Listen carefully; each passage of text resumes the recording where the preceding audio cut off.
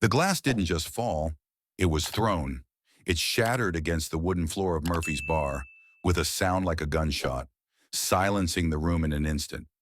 Country music still played from the jukebox in the corner, but no one was listening anymore. Every eye turned toward the back booth, where a young man in a tight t-shirt and a fresh, high-and-tight haircut stood pointing at the woman seated across from him. She hadn't moved, hadn't flinched.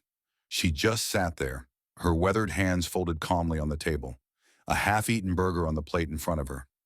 Her name was Lieutenant Commander Sarah Brennan, though no one in this bar knew that. To them, she was just another face in the crowd, a woman in her late 40s with short, graying brown hair, wearing a burgundy-red bomber jacket over a plain white shirt and jeans. She looked like someone's aunt, someone's neighbor, someone forgettable. But 20 years ago, in places most people only saw on the news, she had been something else entirely. She had been Titan 3. 4 hours earlier, Sarah pulled her truck into the gravel parking lot of Murphy's bar just as the sun was setting. The neon sign above the door, a half-burned-out Murphy's with a flickering shamrock, cast a sickly green glow across the rows of motorcycles and pickup trucks. This wasn't the kind of place she would have chosen, but her goddaughter, Emily, sweet, idealistic Emily, had insisted on meeting here. "It's got character," Emily had said over the phone, "and the burgers are amazing." Sarah didn't care about burgers. She cared about Emily. The girl, no, the young woman now, 23 and fresh out of college, was the daughter of Sarah's best friend from her SEAL days, a friend who hadn't made it home from Ramadi. Sarah had promised to watch over Emily, and she had. Every birthday, every graduation, every scraped knee and broken heart. Tonight was supposed to be a celebration. Emily had just gotten her first teaching job. She wanted to share the news in person. Sarah locked the truck and walked toward the bar.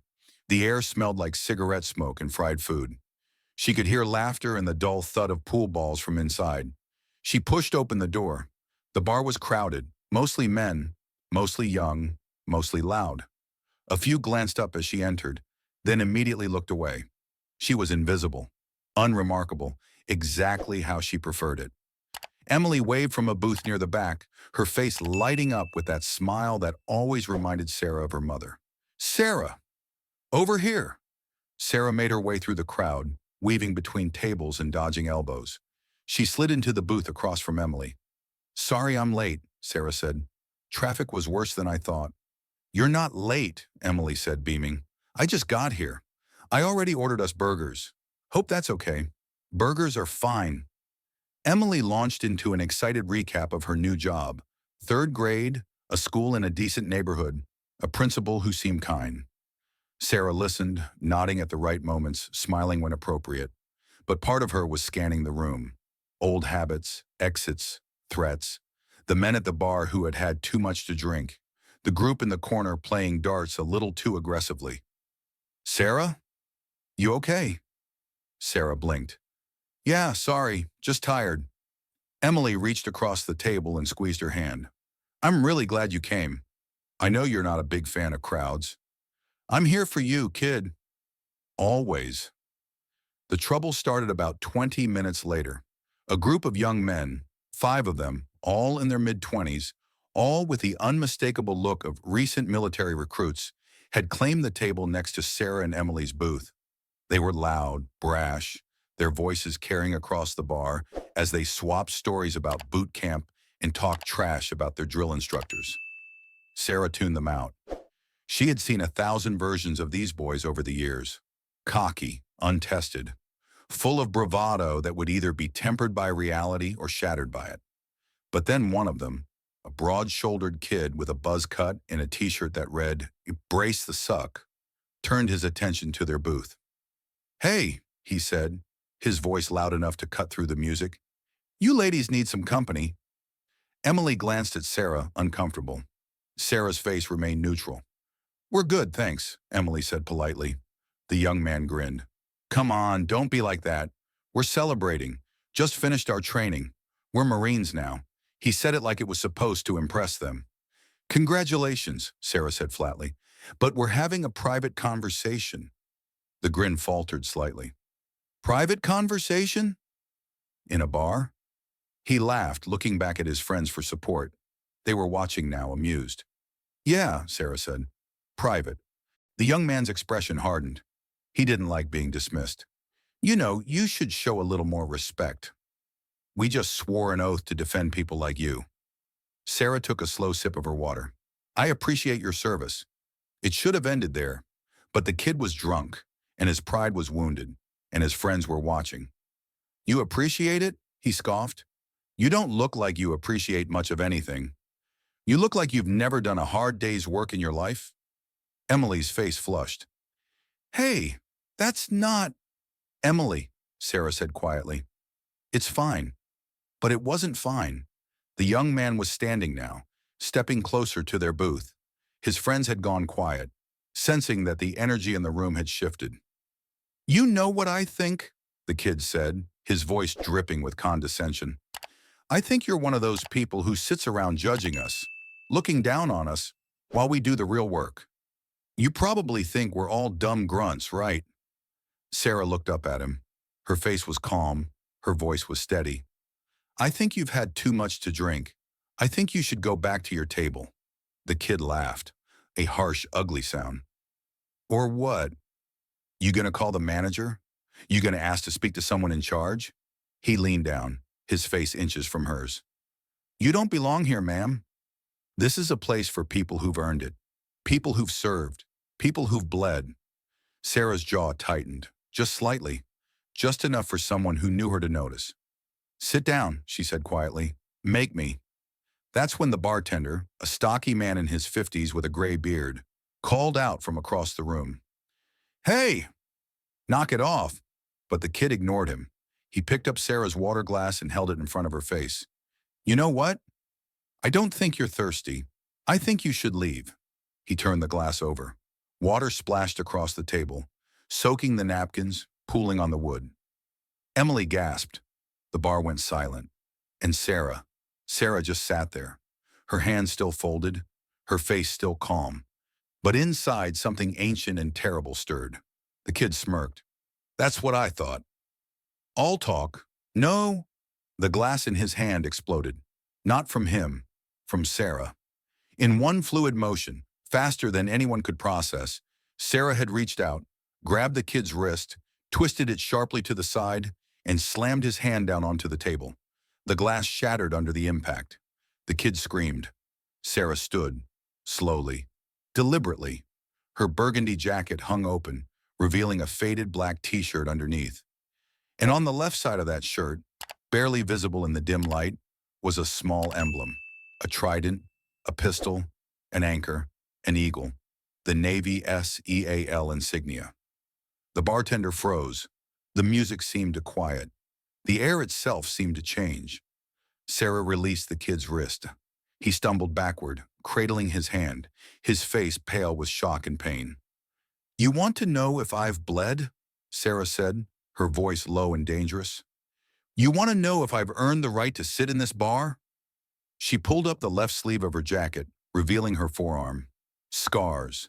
Deep, jagged scars that started at her wrist and disappeared under the fabric. Fallujah, 2004.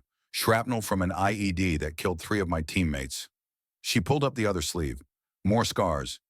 Burn marks. Kandahar, 2007. Helicopter crash. I pulled 2 men out of the wreck before it exploded. The kid was backing away now, his eyes wide. His friends had gone completely silent. Sarah stepped closer. You want to know what I've done? You want to know who I am? She looked him dead in the eye.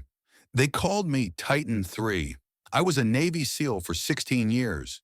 I ran covert operations in places you've never heard of. I've jumped out of planes at 30,000 feet. I've breached enemy compounds in the dead of night. I've carried wounded men across minefields while being shot at. Her voice didn't rise. It didn't need to. So don't you ever tell me I don't belong. The silence in the bar was absolute. Then slowly the bartender started clapping. It was a slow, deliberate sound. Then another patron joined in. Then another. Within seconds, the entire bar was applauding. The young Marine, pale, shaking, humiliated, stumbled toward the door. His friends followed, heads down, not daring to look back. Sarah sat back down. Her hands were shaking now, just slightly, but her face remained calm. Emily stared at her, tears streaming down her face. Sarah, I, I didn't know. You never told me. Sarah picked up her napkin and dabbed at the spilled water. There are a lot of things I don't talk about, Em. But Titan 3? You were, you were a SEAL? Sarah nodded. A long time ago. Why didn't you ever say anything? Sarah looked at her, at this young woman who had her mother's eyes, her mother's kindness. Because some battles are over, Sarah said quietly, and the people who love you don't need to carry the weight of them. 20 years earlier, the sand was in everything. Her boots, her rifle, her lungs. It was 3 a.m. in Fallujah, and the world was on fire. Sarah, then Lieutenant Brennan, crouched behind a crumbling wall, her heart pounding, her breath coming in short gasps. Her team, 6 SEALs, the best of the best, was pinned down by enemy fire from 3 directions. Titan 3, this is Titan 1, the voice crackled in her earpiece. We need to move. Now. Copy, Sarah whispered. She glanced at the man beside her. Petty Officer Rodriguez, 24 years old, a father of 2. His leg was bleeding, badly. Can you move? She asked. Rodriguez gritted his teeth. I can try. Don't try. Do it. She grabbed his arm and hauled him to his feet. Bullets snapped through the air, kicking up plumes of dust. The night was lit by tracer fire and the distant glow of burning buildings. They ran. Sarah didn't think, didn't hesitate. She just moved, dragging Rodriguez with her, her rifle in her other hand, firing blindly at shadows. An explosion, heat, light, the world tilting sideways. She woke up on her back, ears ringing, blood running down her arm. Rodriguez was screaming. The rest of the team was scattered. She forced herself up, crawled to Rodriguez. His leg, oh God, his leg. Stay with me, she shouted over the noise. Stay with me, Rodriguez. She stripped off her belt, tied a tourniquet above the wound, pulled him into cover. The enemy was closing in. Titan 1, we need exfil. Now. Negative Titan 3. Too hot. You're on your own. On her own. Sarah looked at her team. 4 men, all wounded, all looking at her. She made a decision. We're moving. Now. If you can walk, you walk. If you can't, I'll carry you. But no one gets left behind. You hear me? No one. They moved. And somehow, against every odd, they made it out, all 6 of them. Present day. The memory faded. Sarah blinked, realizing she had been staring at nothing. Emily was watching her, concern etched on her face. Sarah? Where did you go just now? Sarah forced a smile. Nowhere, kid. Just old ghosts. The bartender approached their table, carrying 2 fresh drinks. These are on the house, he said. And ma'am, thank you for your service. Sarah nodded. Thank you. After he left, Emily leaned forward. Sarah, can I ask you something? Always. Why did you stop?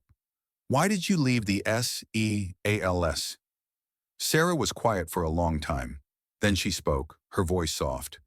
Because I saw too many people not come home, and I realized that if I kept going, I'd be one of them.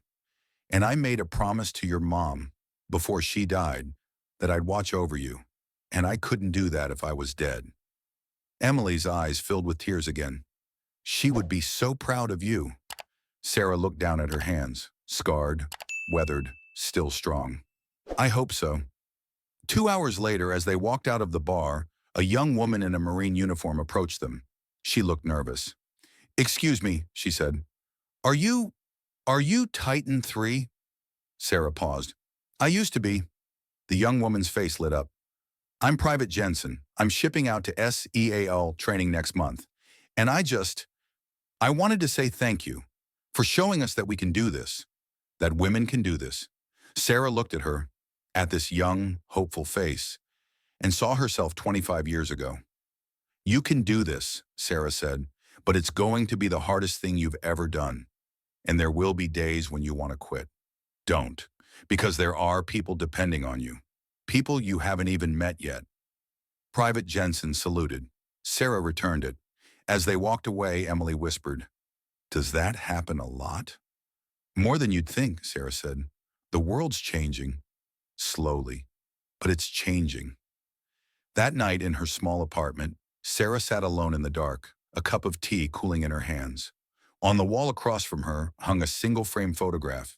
6 people in combat gear, their faces smeared with dirt and exhaustion, arms around each other's shoulders, smiling, alive. 4 of them were dead now. Rodriguez had made it home, but died in a car accident 3 years later. The others lost in subsequent missions. Only Sarah remained. She raised her cup in a silent toast. Semper Fi, brothers. I'm still here because of you. And somewhere, in the silence, she could almost hear them answer. We're still here because of you, Titan. Stories like Sarah Brennan's remind us that heroes walk among us every day, often unnoticed, often in burgundy jackets and quiet dignity. If you believe in honoring their silent valor, please like this video, share it, subscribe to Veterans Past Stories for more tales that deserve to be remembered. Thank you for watching.